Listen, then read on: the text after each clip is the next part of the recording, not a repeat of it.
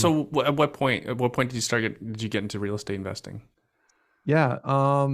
I had intentionally and non-intentionally. So I actually rented out the second time I went back to school. My parents moved and I stayed in the house and I rented out room by room while I was at State.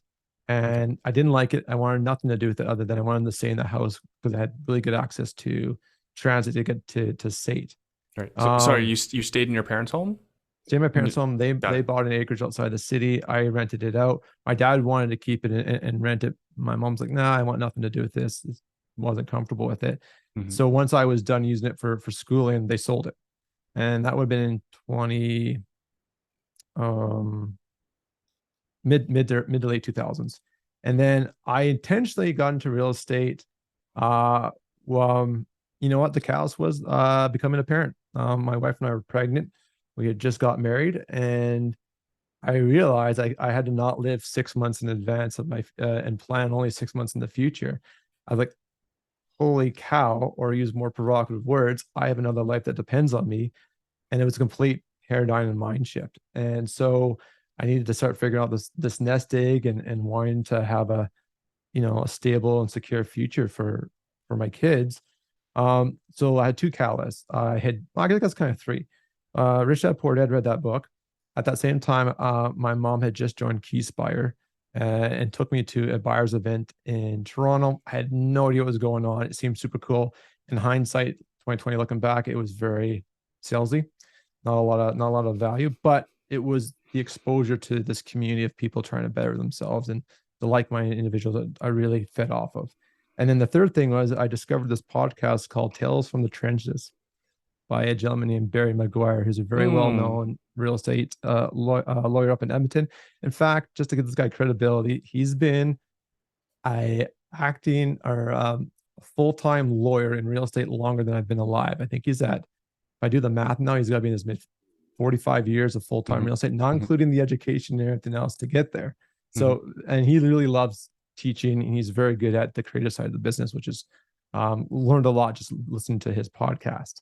So then, so we bought our primary house, which is where I'm still currently today. And we talked off the air talking about how there's this expectation and training that people can buy. They say, hey, you can buy this. We'll train you how to invest in real estate. You can quit your day job tomorrow and just go full time. And so I bought this house thinking it'd be a stepping stone. I'd be out in 2 to 3 years. And I renewed my 5 year, it was my first 5 year renewal on the mortgage. That would have been in 2021. And we're still here right now. And, it's just food for thought on that mark. But I bought this house in 2016. We legalized the basement suite, had it as a mortgage helper for the first 3 to 4 years. And then we took it over because we needed more space with our second kid. And we had gotten to a little bit stronger position. And then my wife also realized she likes to work as well. We're both like that. We both tried doing the stay-at-home parenting, which was very challenging. And we found it's okay to be happy with both of us working. But anyways, I'm rambling. I'm going to wrap this up on my thought here. And then at 2017 is when I joined Rain, and I had found a couple of buddies. We started a monthly meetup too because I wanted more of what Rain was offering with those monthly member meetup meetings, and they had the presentations. And I knew when I got into this business, I knew nothing. And I wanted to be around people and rub shoulders and learn from the more experienced individuals that had the scars and the lessons learned, that had made the mistakes, and I wanted to absorb that. Hmm. And I did a bunch of online training on how to screen tenants because I knew right away if I can figure out how to screen tenants, the rest of the business can be easy and I can learn that on my own. But I was super nervous about that part because it scared me so much to have a tenant destroy a house or go in a default with two mortgages and be financially ruined. Like that was Hmm. my biggest fear, and it still is something to even to this today, where we're definitely more well off financially. I I need not to worry as much, and it's something I'm trying to work on. Hmm.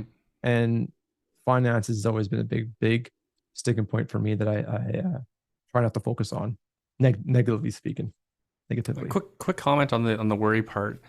I find in my experience, the worry investors are like stable investors. They don't go big. They don't get big like some of the ambitious folks. Like people know my guests, my listeners know like who I'm talking about on my shows. Some like they're big thinkers, especially highly confident people. But then some of And they these grow up too confident people, fast, too big, too yeah, some fast. of these Like, confident people grow too fast and they go crash and burn and declare bankruptcy and they're living in their parents' basement. I've been around And they long were enough. I've not seen that worried stories. investors. Yeah. Yeah. Right? They were not worried investors. So it's not the worst thing to be a worried investor. Yeah. But you don't want to control you a bit. I mean, so I've gotten a lot better. And a big thing. So then a big thing too, in like 2016, once I had my kids, I realized I wanted to just generally be better, be more productive. So I started a big, and I'm still on it right now. I'm very big on self improvement, self development, whatever you want to call it. Reading books, Who Not How by Dan Sullivan. We're talking off air, one of my favorite books. Um, and doing masterminds now. I attend one and I run one. Um, and then so so a weird journey. I always thought I was going to own a bunch of doors, 10 or 20 single family detached homes, fully paid off. I thought that was kind of like my end goal. Well, it was my end goal when I got into real estate. Sorry, Mackenzie, just pause you there. When you said you mentioned 2017 as a key year. How many properties around that time did you have? So if we measure them by door, I had my primary one, and then I picked up my second and third properties that are all now legally suited. So I got up Okay, to 6 doors. right, six door. So three properties, all duplexes for 6 doors. Yeah, or bungalows with a legal basement suite or two of them.